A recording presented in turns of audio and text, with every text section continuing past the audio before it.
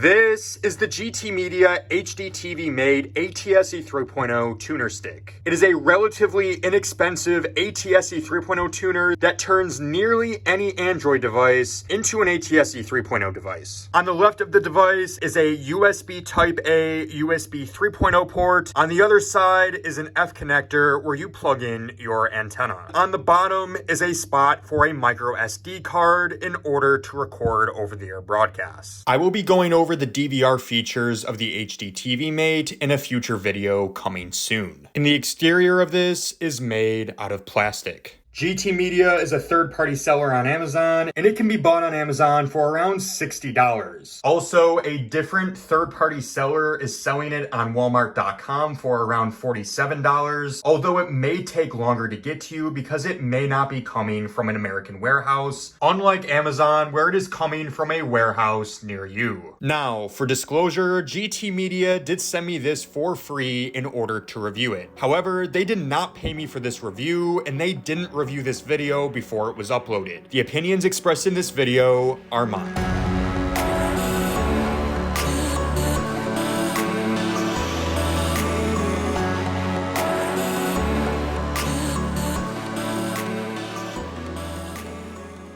The reason why I had never gotten the GT Media HD TV Mate is because I am an Apple guy. I primarily use Apple products on a daily basis. In fact, the only Android device that I even own is the ADTH box. So in order to get this working, I had to sideload the APK file of the corresponding app onto my ADTH box. This wasn't my intention, but I guess you can turn the ADTH box into a dual tuner device with a $60 GT Media HD TV Mate. Now, if you have any sort of normal Android device, whether it's a standalone Android TV box, an Android tablet, or an Android smartphone, you can easily download GT Media's corresponding app with one tap using the Google Play Store. Additionally, I actually tried to use Android developer software and run a virtual machine and get it working on my Mac, but the virtual machine was having an issue finding the GT Media HD TV Mate, so I just went ahead with the ADTH sideloading adventure. So out of the gate, for me, the first issue that I have with this product is that it does not support Apple devices. They do say that in the future, support will be added, and I am looking forward to when that is the case because I will definitely be able to use this product way more when it has Apple support. But as I go into later in the video, the DRM situation makes Apple support very, very difficult. On my ADTH box under apps, I have the GT Media HD TV Player app installed. It'll still work fine, as you can see.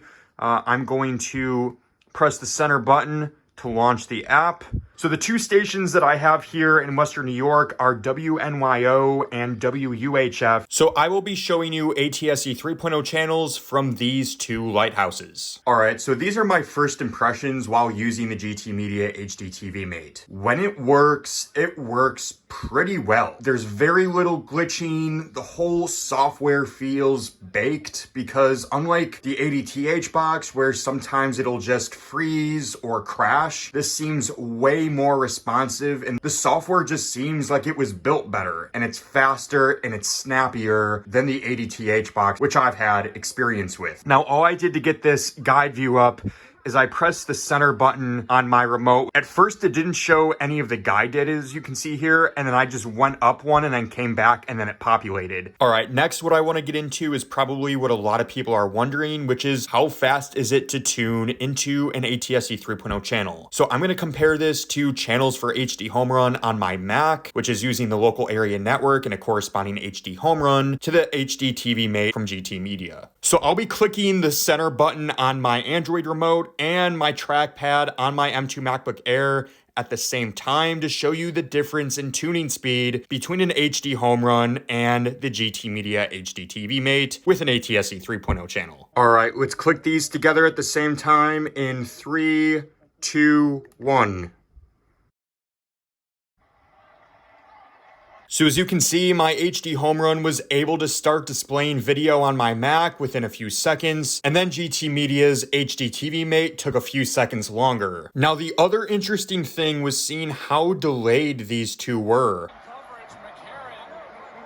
Well, it's man coverage, McCarron. So this is a couple seconds delayed compared to the HD Home Run. The HD Home Run and the channels for HD Home Run software on my Mac was actually ahead of the GT Media HD TV Mate, which means that there is more of a buffer with the HD TV Mate than there was with an HD Home Run and this software on my Mac, which is already delayed because it's being sent over a local area network. So GT Media, if there's a way to expedite the tuning process and to not add that buffer, that would be great. Another thing that I noticed is that although it does take longer to tune into channels and it does add time on to the channels, the tuner is actually very similar in quality to the Silicon Dust HD Home Run, which is really nice to see, especially at this price point. I noticed that signals were pixelating around the same time and they were breaking in and out around the same time as well, which is really nice to see. That means that this tuner is high quality. Now, I cannot say the same thing for the ADTH box. The ADTH box has missed dozens of channels in just simple channel scans. This is a nice segue to go over into this side of the menu screen here. First is the channel list. This brings up your channel list. As you can see here, these are all the channels that you got at the beginning when you set up this device and it scanned through with your antenna. As you can see, this is a very decent channel list interface. Next is channel scan, and this is where you can go to do a full channel scan, an adaptive channel scan, a manual channel scan, or a QAM-B full scan. If you're in the United States and you don't have cable, you're not going to want to do the QAM-B full scan. Full channel scan is completely deleting all of the previous channels that you had on here. Adaptive channel scan is adding more channels onto the channels that you already had. And then manual scan is adding a specific RF channel number. And this is a great bonus over the ADTH box because guess what? It actually tells you the RF channel number and not the frequency. So you don't have to be some sort of RF expert in order to manually tune into channels, which is really nice. So if there are signals that are marginal, like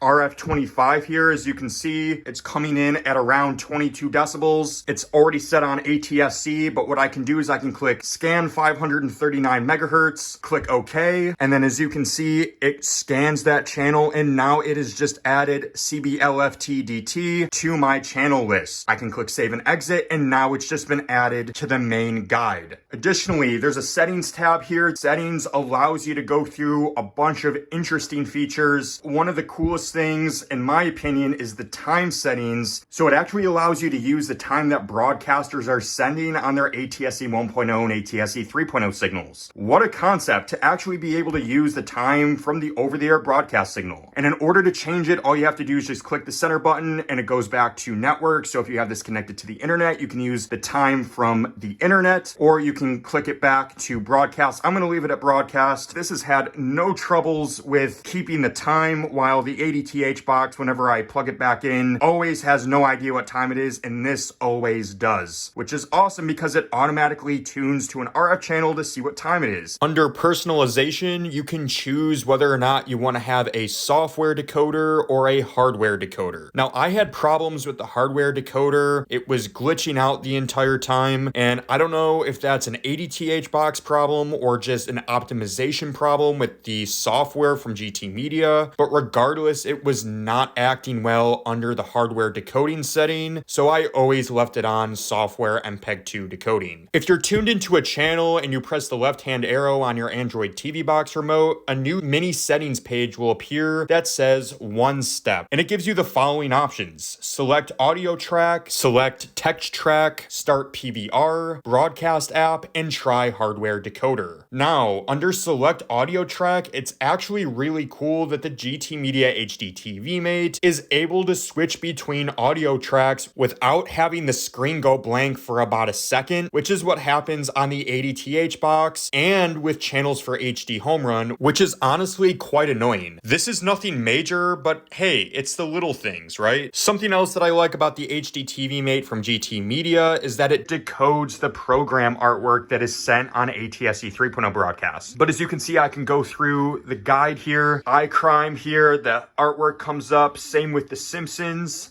This one, they're not sending, but TMZ, they are. iCrime again, paid programming, Modern Family, Young Sheldon, and this goes on and on and on. And I do not have this connected to the internet, so all of this is being broadcast on the ATSC 3.0 signal. And again, this is a new feature with ATSC 3.0. So after playing around with this for a while, I noticed that the Sinclair-owned channels are broadcasting nearly every single channel with program artwork over the air, while the other channels on WNYO and WUHF respectively that are not owned by Sinclair are sending either the majority of their station artwork over the internet or all of their program artwork over the internet. I know this because as soon as I connected the GT Media HDTV Mate, which is connected to the ADTH box, to the internet, all of a sudden the remaining artwork filled up and populated. Also, to my surprise, as soon as I connected the GT Media HDTV Mate to the internet, I was able to bring up broadcast apps. In fact, the exact same experience came up on the HDTV Mate as it did on my ADTH box. So this device is able to seamlessly display pictures that are broadcast over the air and pictures that are obtained using the internet. In the ATSC 3.0 signal, it's telling the GT Media HDTV Mate to acquire these images from IP addresses using the internet, if they are not already broadcast over the air. Pretty cool stuff. Now, the GT Media HDTV Mate does not support DRM encryption, and I'll be getting into that later in the video. But what was interesting is that on WKBW, which does have DRM encryption, it was still able to bring up the broadcast app. And not only was I able to play around with the broadcast app, I was actually able to play on-demand content using the WKBW broadcast app with this GT Media HDTV Mate. Now, although I was able to get more program art from the internet and I was able to use the broadcast apps while connected to the internet, I was not able to get the broadband channels to work with the HDTV Mate. As you can see here, it was stuck on buffering T2 for a while, and this happened with both variants of T2, both from Buffalo and Rochester. But when I was using the ADTH box and trying to pull up the broadband channels of T2 from both WNYO and Buffalo and WUHF in Rochester, they were both able to come up perfectly fine. Now, another problem with the HDTV Mate is that it doesn't de-interlace interlaced video. So 1080i video from ATSC 1.0 and 480i video from ATSC 1.0 are not de-interlaced. And this is a bigger deal than you think. I'm going to slow down this clip of an advertisement from a 1080i channel just to show you how bad this looks. And it is extremely noticeable. I actually have not seen a product that didn't have a de-interlacer built in a while. This definitely caught me off guard the moment I started testing this out. I was like, whoa. I actually couldn't believe that this wasn't de-interlaced. But as you can see, this is the interlacing. This is what real interlaced video looks like. Unfortunately, it's 2024 and yet broadcasters still haven't grown up from interlaced video. But I will say GT Media should have shipped an app that was capable of de-interlacing these channels. 720p ATSC 1.0 channels and all ATSC 3.0 channels don't have this problem because guess what? They're sent with something called progressive video that doesn't have this issue. Again, we're still with an outdated standard from the 1990s that had interlaced video, and if you don't have a de-interlacer, you will have this problem. Now, with ATSC 1.0, broadcasters could choose to use 1080p MPEG-2 video instead, or 1080p AVC video instead, and honestly any other codec, but that was a different video. But this is the broadcast industry that we're talking about, so something like this definitely needs to get addressed because interlaced broadcasting is still a real thing, even in 2024. Something else that I'd like to mention is that when you are going through the guide, there's no differentiation in the guide between an ATSC 1.0 channel and an ATSC 3.0 channel. So as you can see here, it says WUHF twice, and the ATSC 3.0 doesn't have the -DT,